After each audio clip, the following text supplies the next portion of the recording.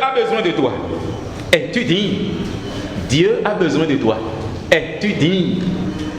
Quand le berger m'a envoyé le thème, et j'ai lu, mais ça a fait un titre dans ma tête. Et je suis allé à mon oratoire, j'ai dit, mais Seigneur, et si c'était à moi personnellement que tu posais la question?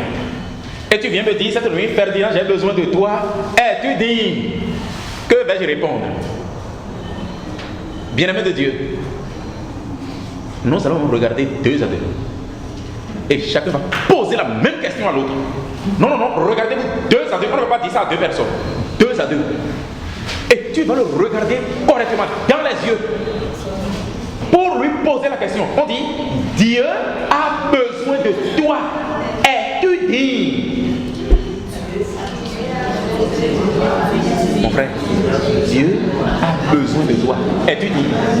Je ne suis pas digne, mais je ne pas abordé, je vais faire ton travail. Amen. Alléluia. Alléluia. Mais quand on vous a posé la question, qu'est-ce que vous avez ressenti? Paix et joie du Christ. Je veux avoir 2 réactions. Lorsqu'on vous a posé la question, qu'est-ce que vous avez ressenti en vous-même? 2 réactions. Moi, quand on m'a posé la question, oui, quand on vous a posé la question, l'autre t'a dit, Dieu a besoin de toi. Es-tu digne? Qu'est-ce que tu as ressenti? Quelle est la réponse qui t'a fait? 2 réactions, juste 2. Oui, le frère de derrière. Moi, j'ai dit spontanément, est-ce que je peux? Est-ce que je peux? Dieu n'a pas dit est-ce que tu peux. Il a dit es-tu digne? Si tu peux ou pas, ce n'est pas encore le problème de Dieu. C'est-à-dire la question c'est es-tu digne? Oui, sœur. J'ai vu ma faiblesse. Vous avez vu tout de suite votre faiblesse. Oui, je pense que cette question. Amen. Quelqu'un d'autre? Oui, ça va bien. Paix et joie du Christ. Amen. Et nous vite on est posé des camions de développement autour de la radio. Trop léo. Tu blanc ni des mots ou ni à ce pour un cadre. Est-ce que c'est bien à voir? Amen. Alléluia. J'ai eu la même réaction. Quand j'ai lu le thème comme ça, mais j'ai reconnu tout, c'est-à-dire j'ai été triste jusque dans mon âme. Et j'ai reconnu ma faiblesse, mon incapacité, ma petitesse devant le Seigneur. Bien-aimé de Dieu. Et l'Esprit me dit dans le cœur, mais si je dois demander ceux qui sont dignes pour mon travail, est-ce que je pourrais en trouver? De toute façon, moi je n'ai pas pu lui dire automatiquement non, parce que je ne connais pas tout le monde. Moi j'ai reconnu ma faiblesse devant Dieu. Et si Dieu devait rechercher ceux qui sont dignes?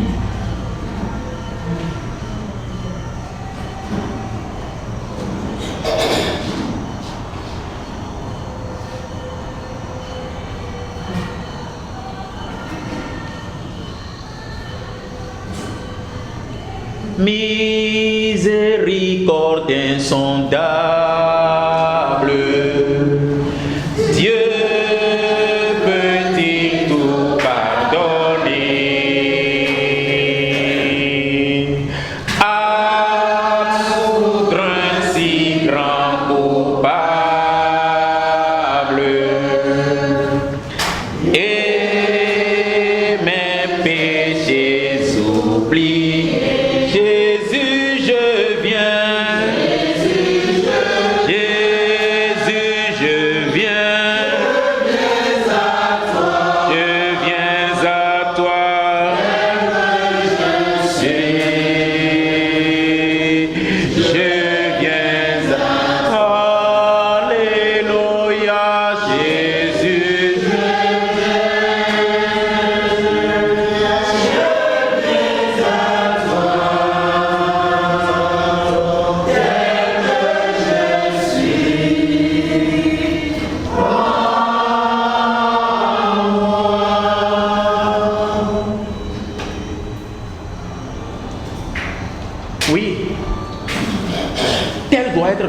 Notre cri, toutes les fois où Dieu va nous appeler, où Dieu va nous associer à sa mission. Heureusement, quand Dieu parle, il n'est pas forcément dans notre dynamique. Il n'est pas forcément dans notre dynamique. Et quand nous prenons les choses, quand nous réfléchissons avec notre raison et notre intelligence, à des moments donnés, nous n'arrivons pas à comprendre Dieu. Quand Dieu dit, es-tu digne? Pour Dieu, être digne pour la mission, ce n'est pas forcément ce que vous pensez dans vos cœurs. Vous voyez ce que Jésus a dit tout à l'heure dans le texte que nous avons reçu? Les Israélites, les pharisiens disent que Jésus est le fils de David. Est-ce que c'est faux? Est-ce que c'est faux? Il est né, même quand les rois mages devraient aller là où Jésus est né, et ils ont pris par la maison de Hérode. Mais qu'est-ce que Hérode a demandé? Il a demandé qu'on apporte le livre, et les prêtres, ils ont apporté le livre, et on a lu dedans, on a vu qu'il doit être né, il doit être dans la lignée de David, et il doit être né à Bethléem. Ou bien, est-ce que c'est faux? L'aveugle va crier, fils de David, aie pitié de moi, et Jésus va accepter. Mais est-ce que ce que les Israélites là ont dit est faux? Et pourtant, Jésus est en train de reprocher ça aujourd'hui. Il est en train de leur reprocher ça. Vous comprenez que là, ça dit, avec notre pensée, la manière dont nous comprenons les choses est complètement différente de la réalité que Dieu est en train de nous enseigner. Ils sont en train de parler purement dans la chair, mais Jésus lui est en train de révéler sa divinité qui dépasse la lignée de David. Amen. Alléluia. Et mon mi dieme non mi dieme. Mi dieme. Mais ça il a galère ayi mi tori dieme. Ma o na dalo mi pe o boa. Amo ma o jenka yolo mi on. Et na mi glon paix et joie du Christ. Vous savez, bien-aimés de Dieu, Dieu dans son amour a toujours voulu associer l'homme à son œuvre. Et il a associé l'homme à l'œuvre de création. Dieu n'a jamais voulu évoluer en singleton. Il n'a jamais voulu évoluer seul. Vous comprenez pourquoi Dieu s'est révélé tout de suite en tant que communauté. En tant que communauté. Au moment même de la création, quand vous lisez le premier chapitre du livre de la Genèse, vous comprenez en même temps que Dieu est communauté. Parce que quand il a fini et en voulant créer l'homme, qu'est-ce qu'il va dire? Faisons l'homme à notre image et selon notre ressemblance. Ça veut dire que Dieu est communauté. Dieu n'a jamais voulu avancer seul. Et il a voulu associer l'homme à son œuvre de création et à tout ce qu'il va réaliser sur la terre. Vous comprenez pourquoi dans Genèse 1 verset 28, le Seigneur va dire: emplissez la terre et soumettez-la. Oh là là, quelle responsabilité Dieu a confiée à l'homme. Après avoir créé l'homme, il dit: emplissez la terre et soumettez-la. Voilà. Quelle grande responsabilité. Dieu a pris le risque, j'ose dire, pour confier à l'homme. Connaissant la faiblesse de l'homme, l'incapacité de l'homme, la petitesse de l'homme, la fragilité de l'homme, mais Dieu lui confie toute la terre.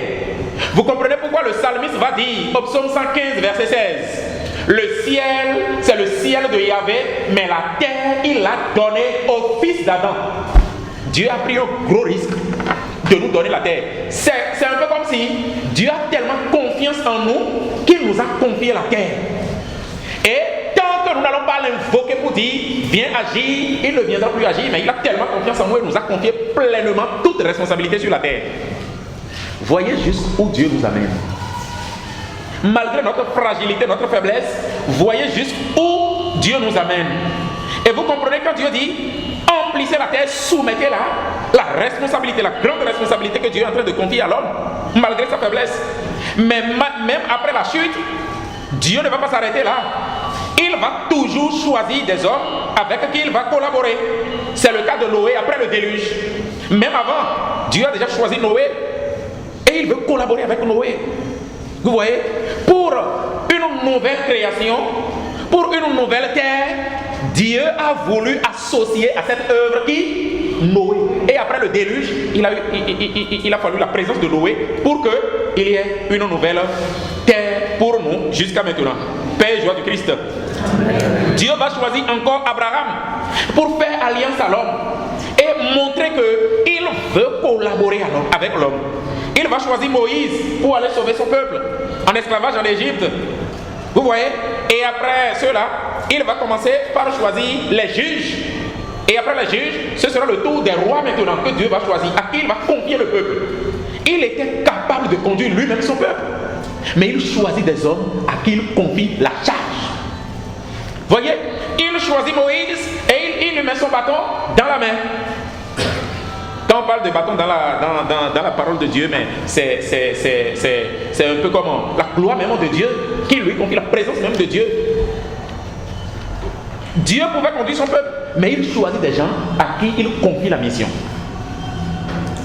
Tu n'es rien, tu es petit, tu es pauvre, tu es faible, incapable, mais Dieu a confiance en toi. Dieu a confiance en toi. Dieu a confiance en toi. Dieu a confiance en toi. Et vous voyez, même le Fils de Dieu, Jésus, quand il est venu sur la terre, il a associé des hommes à sa mission, à son œuvre rédemptrice. Il a associé des hommes. Et au moment de retourner à son Père, il a confié à ses disciples la charge même de l'Église. Et je dis là aussi, mais Jésus a pris de risques. Comment est-ce que cette grande mission, il va la confier aux disciples, aux apôtres? Ces gens tellement faibles, tellement fragiles, de gens faibles et fragiles comme Pierre, on leur confie toute cette mission, toute l'œuvre de rédemption que Jésus est venu faire sur la terre. En voulant partir, il leur a confié ça. Et il leur demande même de continuer. Amen. Allez lire Matthieu 28 ou même Marc 16, verset 15. Il dit, allez proclamer la bonne nouvelle à toute la création. C'est pour ça que lui il est venu. Et il l'a confié encore à des hommes. Je suis en train de dire ça pour vous montrer que oui, nous sommes faibles, nous sommes petits, nous sommes incapables, nous ne sommes rien. Mais Dieu a confiance en nous. Il y a quelque chose en nous que Dieu recherche. La dignité dont on parle ici, es-tu digne? C'est est-ce que tu peux reconnaître ta faiblesse et confier toute ta faiblesse à Dieu pour qu'il puisse déployer dans ta faiblesse sa grandeur. C'est tout le problème. Et donc, bien-aimés de Dieu, je voudrais que nous prenions la deuxième manche de la question. Oui, car qui parmi nous est digne de se présenter devant Dieu? Nous ne pouvons que lui offrir notre faiblesse, mais avec quelques bonnes dispositions dont nous allons besoin nous allons parler et dont nous avons besoin réellement pour faire la mission de Dieu. Nous ne sommes pas dignes, c'est vrai, mais quand nous offrons notre petitesse, notre faiblesse à Dieu et que nous prenons en compte les quelques dispositions que nous pouvons avoir malgré notre faiblesse et dont nous voulons parler aujourd'hui, Dieu pourra nous prendre et nous utiliser tels que nous sommes. Alors donc, j'ose reformuler un peu pour dire, mais qui peut donc être responsable dans l'Église et au renouveau? Voilà la question encore. Amen. Nous allons parler de quelques dispositions, quelques aptitudes que nous devons avoir ou que nous pouvons avoir avant d'être d'une manière ou d'une autre capables de continuer la mission du Seigneur. Et je ne vais pas faire beaucoup de discours, je laisse un certain nombre de choses. Premièrement, première disposition, il faut avoir un esprit d'équipe. C'est comme ça que je vais parler. Il faut avoir un esprit d'équipe. Je peux vous surprendre parce qu'il n'y a rien d'extraordinaire dans ce que j'ai préparé pour vous, mais peut-être que vous n'allez pas forcément entendre tout ce dont vous vous attendez. Il faut avoir l'esprit d'équipe. Et quand je dis d'avoir l'esprit d'équipe, je parle de la collaboration. La collaboration qui est différente de la compétition. Je parle de la collaboration qui est différente de la compétition. Dans le Seigneur, il n'est pas question de compétition, mais de collaboration. Alors donc, pour être responsable en Église, il faut avoir l'esprit d'équipe. Et je reviens sur Jésus. Regardez, si vous suivez un peu les mouvements, selon ce que Marc nous enseigne, après le baptême de Jésus, il est allé au désert, et du retour du désert, quand il est revenu, selon ce que Luc a dit, avec la puissance de l'Esprit Saint, pour commencer maintenant la mission, qu'est-ce qu'il a fait? Marc nous montre que automatiquement, quand il est venu, il a choisi les apôtres. Donc avant même de commencer, Jésus a choisi les apôtres. Il a choisi des collaborateurs. vous ne pouvez pas avancer seul. Vous ne pouvez pas, quand vous êtes responsable, ou si vous voulez être responsable, vous ne devez pas être fermé sur vous-même. Vous ne devez pas être quelqu'un qui pense seul et qui pense que ce que lui pense là est vrai et c'est suffisamment vrai, ça suffit. Non, vous devez travailler en équipe. Vous ne pouvez pas avancer seul. Je suis là dans Marc 1, verset 16 à 20. Il a choisi des collaborateurs. Des collaborateurs. Et demandez, si vous aspirez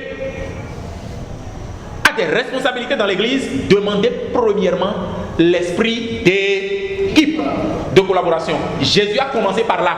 Quand il est revenu du désert, avec la puissance de l'Esprit Saint, il pouvait avancer seul. Il pouvait commencer par prêcher, par guérir des malades, par agir. Mais la première des choses qu'il a fait quoi? Il a choisi des collaborateurs. Vous devez compter sur ceux que le Seigneur va mettre autour de vous. Et là, vous allez réussir. Paix et joie du Christ. Amen. Comme je le dis, je ne vais pas faire beaucoup de discours. Deuxième point. Deuxième disposition. Il faut être avec le Seigneur. Et je voudrais demander à un frère de nous lire Marc chapitre 3, versets 13 et 14. Est-ce que quelqu'un a sa Bible ou bien vous lisez tous sur les portables maintenant?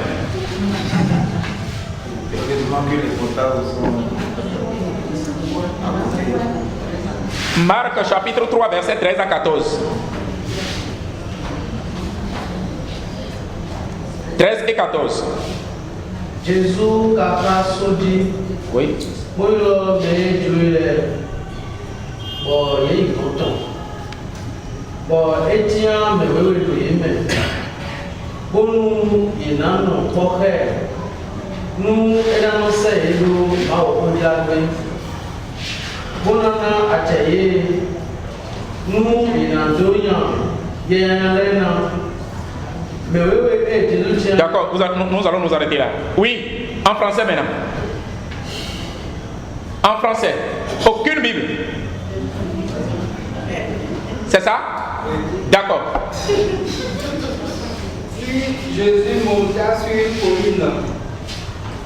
Il appela les hommes qu'il voulait et ils vinrent à lui. Il forma ainsi le groupe des 12 qu'il nomma apôtres. Il fit cela pour les avoir avec lui et les envoyer annoncer la bonne nouvelle avec le pouvoir de chasser les esprits mauvais. Très bien, vous pouvez même vous arrêter là. Amen. Amen. Vous avez entendu? On dit, il fit cela pour qu'il soit avec lui. Avec lui. Avec lui. Alors donc, deuxième disposition dont je voulais parler, c'est être avec le Seigneur.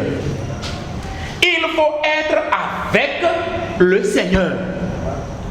Parmi tout le lot, parmi tout le groupe qui suit Jésus avec poussière, les gens courent, parce que il faut des gens pour être véritablement avec lui. Avec. Dans la version de la Bible de Jérusalem, on a dit, il les a choisis pour être ses compagnons. Hey, si tu aspires à la responsabilité en église, l'autre question que tu dois te poser, est-ce que tu es avec le Seigneur? Amen. Il faut être avec lui. Et être avec Jésus implique conversion, rencontre personnelle avec Jésus et une nouvelle vie. Être avec Jésus, voilà des thématiques que je lance comme ça. Être avec Jésus implique conversion, et conversion profonde et radicale, rencontre personnelle avec le Christ et une nouvelle vie. Voilà les trois réalités que cela implique. Voilà les trois réalités que cela implique. Vous savez ce que c'est que la conversion? Ou bien, vous savez ce que c'est que la conversion? C'est pour ça que l'enseignement ne va pas durer. Vous savez bien ce que c'est que la conversion. Et vous ne pouvez pas dire que vous êtes avec le Seigneur sans une rencontre personnelle. Vous avez vu comment il a choisi les 12, non? D'abord, avant ça, Marc va nous parler de comment est-ce que au bord du lac de Tibériade, il a rencontré Simon, son frère André, et après Jacques et Jean, les fils de Zébédée. Et quand vous suivez bien, les rencontres sont toutes des rencontres purement personnelles. Marc nous a aussi montré comment est-ce qu'il a rencontré Lévi, le fils d'Alphée. Quand Jésus vient à leur rencontre, quelque chose se passe. Bien-aimé de Dieu, est-ce que tu l'as véritablement rencontré, Jésus? Est-ce que tu as eu ta rencontre personnelle avec le Christ? Si tu n'as pas une rencontre personnelle avec le Christ, ta vie spirituelle va dandiner. Ta vie spirituelle ne sera pas solide.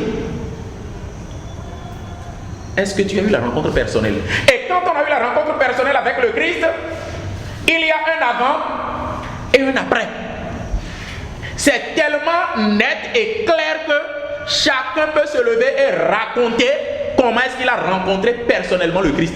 Si tu ne l'as pas encore fait, prie pour aller à la rencontre personnelle. Sinon, tu ne pourras jamais être avec lui. Tu pourras être emporté par tout vent venant.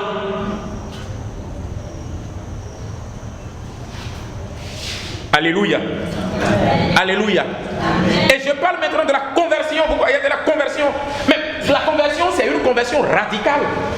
Est-ce que vous savez pourquoi, déjà parti du verset 14, on va nous montrer que après que Jésus ait choisi les 12, on va commencer par nous citer le nom des 12 et on va nous montrer, Marc va nous montrer que Simon, Jésus l'a surnommé Pierre.